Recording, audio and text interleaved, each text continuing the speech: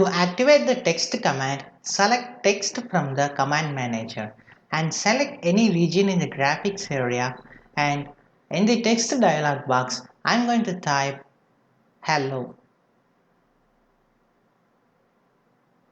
and I have a list of various options so I have various options such as justify, and various font styles are also available here, and you can also invert it like this, and also there is a bold, italic and rotate options are also available.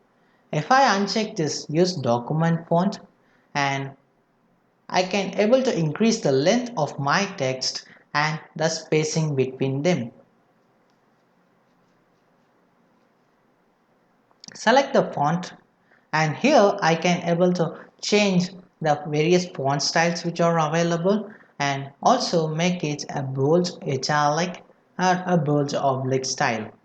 And you can also increase the height units, and I also have the strikeout and the underline option, and click on OK.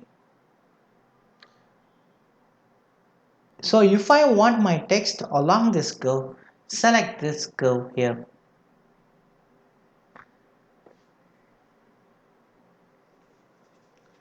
You can also invert your text on the bottom side of the curve by selecting this.